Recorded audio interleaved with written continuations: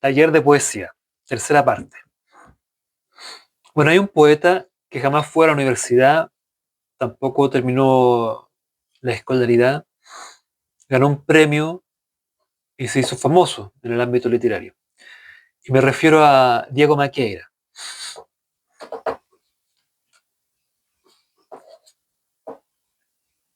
Y nunca participó en un taller.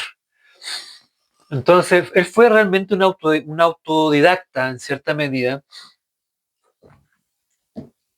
Y según lo que él dice, aprendió solamente leyendo a Nicanor Parra. Eh, y en esto hay que poner atención. No es mi intención criticar a Diego Maqueira, cuestionarlo. Los poetas, los escritores jamás revelan eh, ciertos áreas de su vida o las circunstancias que los llevaron a posicionarse. ¿Ya?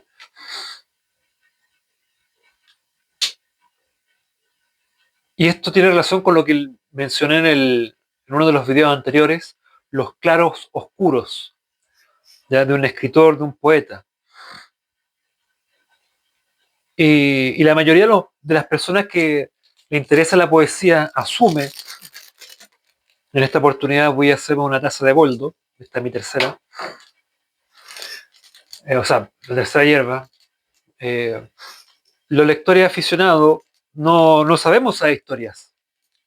Asumimos que el escritor o el poeta de reconocimiento se formó en alguna área, se formó en alguna universidad prestigiosa, cursó ciertos talleres, fue apadrinado, fue estimado allá. No siempre es así. Y a veces hay gente que se convierte en poeta o en escritor conocido solo por suerte, por las circunstancias, nada más. Y eso es bueno tenerlo presente. Eh, y en los talleres de poesía siempre te preguntan, ¿para quién quiere escribir usted? ¿Qué temática quiere abordar? En los talleres básicos es distinguir estilos. Se habla sobre el autor, pequeños ejercicios.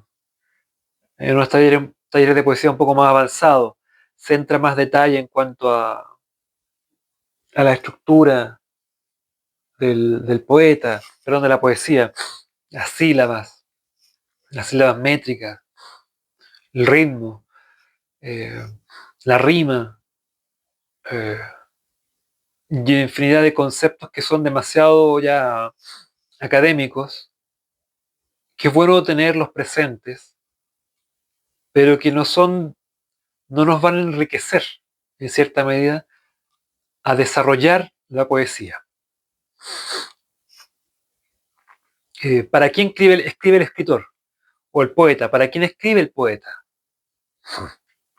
Yo creo que lo principal es definir la temática que a nosotros nos va a interesar, a ustedes les va a interesar, a ti te va a interesar. ¿Qué tema vas a abordar en tu poesía? ¿Son temas de la cotidianidad? ¿De manera cómica? A lo mejor entretenida? Tal vez de una manera pesimista, poniendo énfasis en el pesimismo, en la angustia, de un lado negativo, despreciativo.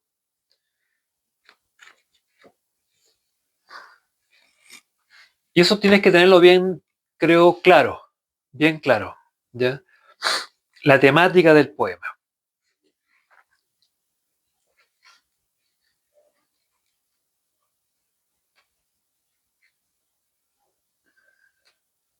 La temática del poema, para quién va dirigido. Yo escribo principalmente para mí y para mis amistades. A veces les dedico un poema. He hecho este poema para ti. Lo escribí pensando en ti y en nuestra amistad. Mira, escribí este poema porque me pasó esto y lo encontré cómico. Eh, yo sé que uno escribe poesía, no son chistes, pero cuando uno escribe un poema por experiencia, uno pone énfasis en algo que despertó en ti cuando tuviste esa experiencia. Si estuviste enamorado, despertar el amor, expresar la sensación de amor, cómo lo viviste. Y si la otra persona, el lector, logra sentir esa sensación o no, de amor, de belleza, de júbilo, de alegría. Eh,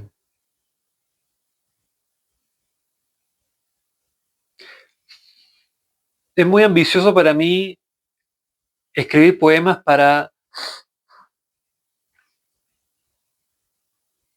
transmitir auténticamente lo que uno vive, lo que uno siente, porque yo creo que es imposible.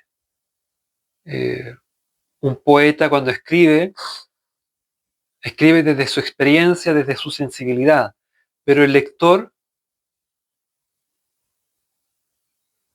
su experiencia en el poema, el lector la va a vivir de otra manera. Para algunos va a ser enriquecedora, para otras tal vez melancólica, para otros. Entonces cada uno le va a dar una cierta. Un poema de amor no siempre es interpretado de la misma manera. Yo voy a hablar de mí, ¿no? Porque es lo que a mí me interesa. Yo no puedo hablar de temas abstractos, abstraerme en ejemplos y centrarme solamente en ejemplos. Por ejemplo, hay casos bien peculiares que el Rodrigo Lira. Rodrigo Lira, yo creo que a él no le importaba realmente. Él hacía poesía. Él escribía poemas, hacía sus caligramas. Dentro de lo que él entendía la poesía, cómo la vivía, eh, cómo quería desarrollarla y desarrollarse. Rodrigo Lira. Entonces,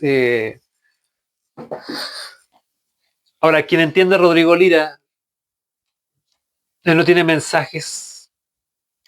Aquí tengo uno de Rodrigo Lira, voy a leer algo de Rodrigo Lira. A ver, algo sencillo.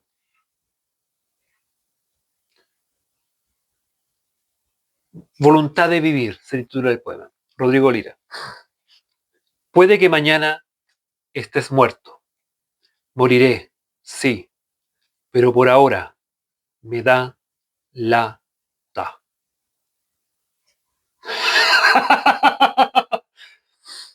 Otro, boludez número 33, de Rodrigo Lira. Que la bola siga rodando, hágase su tonta voluntad. Un poema. Ahora, uno puede decir, pero esa estupidez la pude haber escrito yo. Claro, pero la hizo Rodrigo Lira. Él fue el pionero en ese poema.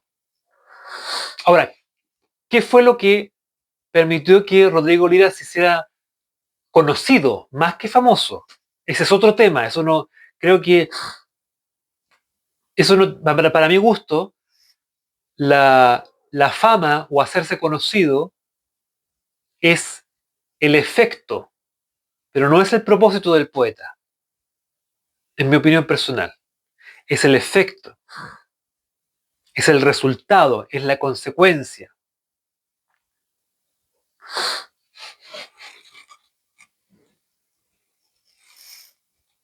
Uno debe primero escribir para uno, para entretenerse.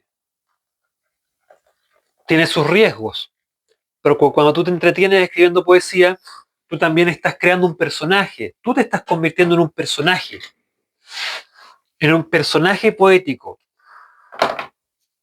Diego Maqueira no terminó el colegio, no fue a ninguna universidad, era hijo de diplomático, perdón, tenía plata, vivía cómodo y se hizo famoso y conocido en el ámbito de la poesía por sus poemas. Y es de escasa producción, o sea, no escribió más. ¿A qué se dedicó todo el tiempo? Además era alcohólico.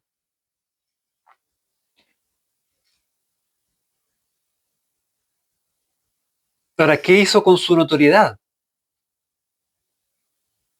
Hay, en el caso de Francia, por ejemplo, hay poetas, escritores provinciales, regionales, que son medianamente conocidos en la región, en la provincia, y, y utilizan su pequeña fama para estar al servicio de la cultura, para estar al servicio de la comunidad, para estar al servicio de ciertos valores cívicos. Asumen un compromiso. No es un compromiso de militancia, ¿ya? Es un compromiso con la cultura, con la poesía, con la literatura.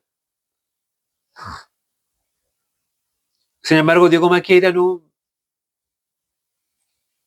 hizo su producción poética, escribió unos poemas, pasaron 10 años, escribió otra cosa, y ahí está. ¿Dónde está A mí me gustaría ver más de Diego Maqueira, pero él escribió esos poemas y se convirtió en un personaje. Él es un personaje en sí mismo. Rodrigo Olivera también se convirtió en un personaje.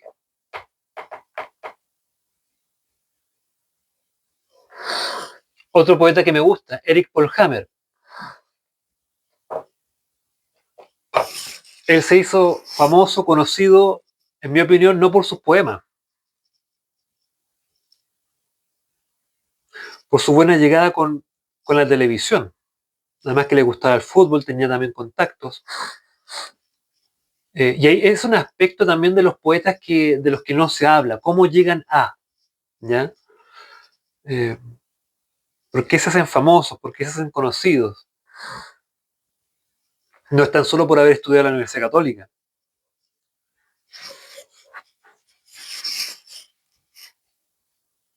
Entonces, Eric Polhammer también es un personaje y se convirtió también en un personaje en la medida que tenía un espacio mediático en el que él lo disfrutaba también, uno podía ver que lo disfrutaba.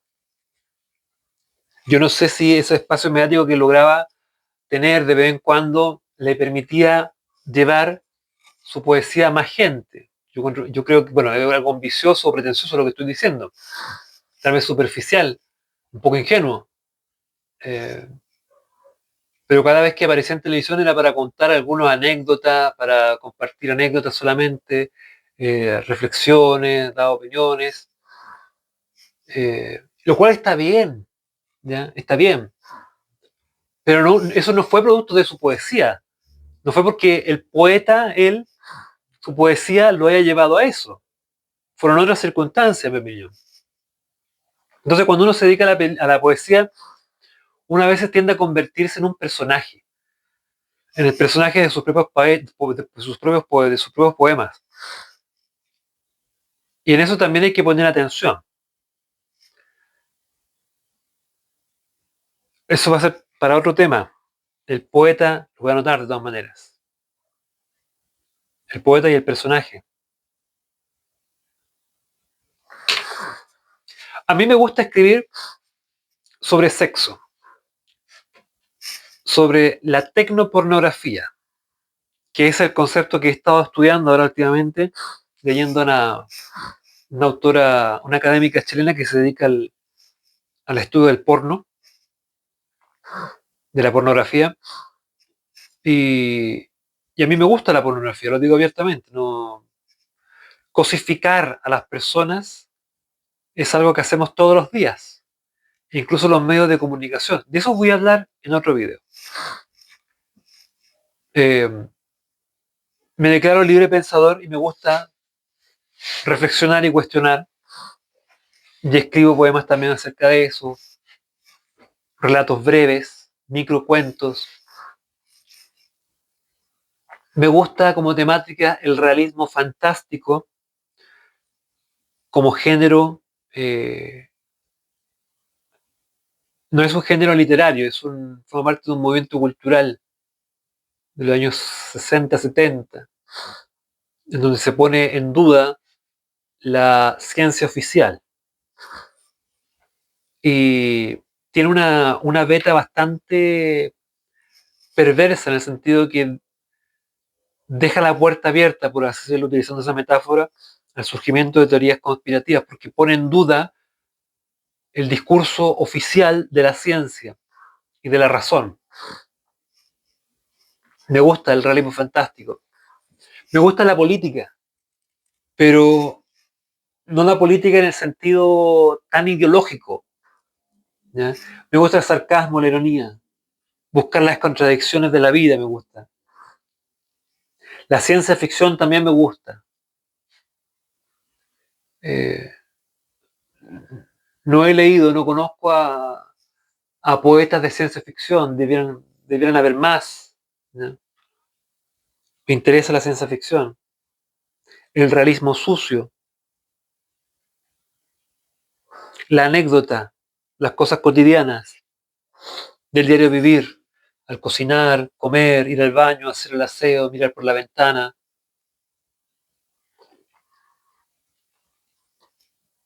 Me gusta narrar una historia en los poemas, que los poemas tengan conexión uno con otro.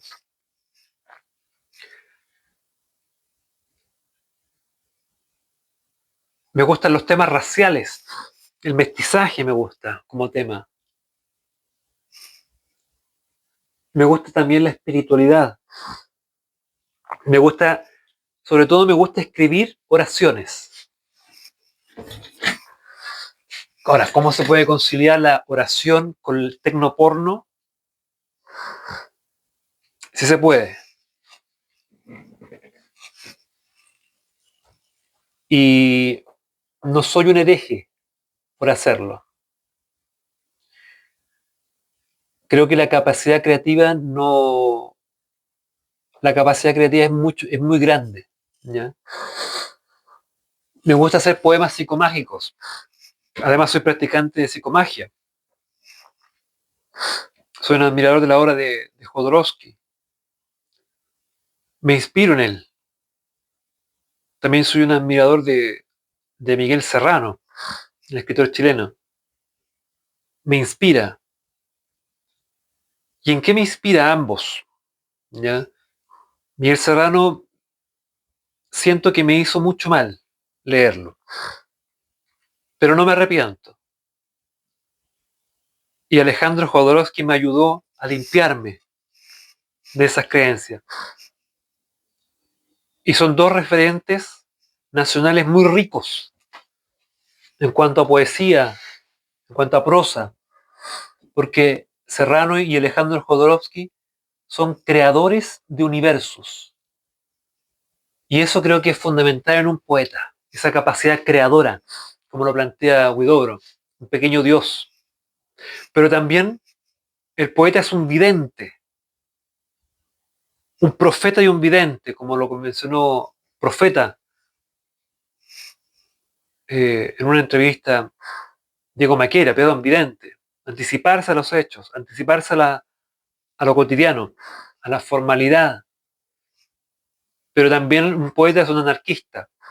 Y a mí me gusta esta idea de jugar entre bufón y profeta. Me encanta esa idea, bufón y profeta. Yo una vez escuché en una plaza, yo tuve un amigo, me gustaría saber si está vivo todavía, mucho mayor que yo creo que debe tener ya como 80 años, si es que está vivo. Y él era uno de los que hablaba, conversaba en la plaza de armas, eh, y cuando estaba enojado con alguna persona que le llevaba la contraria en sus argumentos, yo fui testigo, le dijo, le voy a hacer una profecía. Eh, Cada uno tiene una cierta idea de lo que es una profecía, pero yo lo sentí como, no como una maldición, la primera palabra que se me viene a la mente es como una maldición, pero después se me viene en ese momento la capacidad a vez de, de evidencia tal vez negativa, no sé cómo definir, le voy a hacer una profecía. Y le dijo un par de cosas. ¿ya? Y a mí me gustó tanto, yo no sé si, y ahora estoy haciendo memoria, yo no sé si en la cultura pentecostal o evangelista, la palabra profecía, el concepto de profecía se utilice para otra cosa, con otro propósito.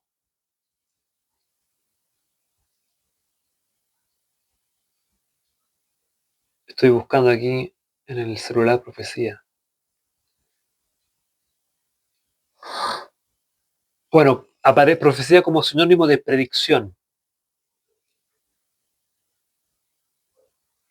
Profecía, definida aquí como don sobrenatural de origen divino que permite el conocimiento de hechos futuros.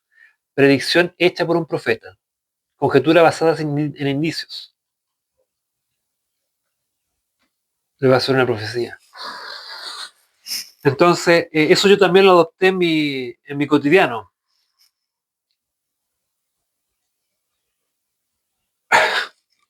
Voy a contar otra historia para otro día, en otro video. Entonces, en este taller de poesía, eh, bueno, ya esto, yo creo que esto se va a convertir en un taller de poesía, ya se está convirtiendo en un taller de poesía. Eh, es relevante que establezcan o establezcas los temas que quieres desarrollar. Y haz una lista de todos los temas que quieres desarrollar. Perdón, de los temas que a ti te interesan. ¿Ya? Y en esto tienes que ser lo más abierto, honesto y sincero contigo mismo, con tu corazón, con tu vida, ¿ya? Con el sentido de vida que tienes. ¿Cuáles son los temas de interés? Los temas que quieres tratar en tu poesía, los poemas que quieres hacer, ¿ya? Teniendo claro que tú vas a escribir primero para ti, para entretenerte, desarrollar los poemas para escribir poemas para desarrollarte en la palabra escrita, en la expresión de tu sensibilidad, de tu despertar en la sensibilidad poética, ¿no? Eso es lo primero. Entonces, define una lista de los temas que te gustan, que te interesan en poesía. Seas un erudito en el tema, seas un especialista en el área, o por curiosidad, porque por curiosidad también uno puede descubrir cosas, porque uno tiene que enriquecerse. Si te gustan los poemas de terror, yo no sé si alguien se dedicará a hacer poemas de terror, ¿ya? Yo creo que sí, deben haber poemas de terror. Investiga sobre el terror. Investiga sobre el terror. Bien, eso sería. Ya empezamos con el. No era mi intención, se me ocurrió hacer un taller de poesía en videos para quien lo desee. ¿Ya? Así que eso sería. Haz una lista con los temas de tu interés que te gustan. ¿Qué es lo que te gustan? Y en base a eso comenzar a escribir poemas. Y escribe para ti primero, no para otros. Escribe para ti. Gracias por llegar hasta aquí.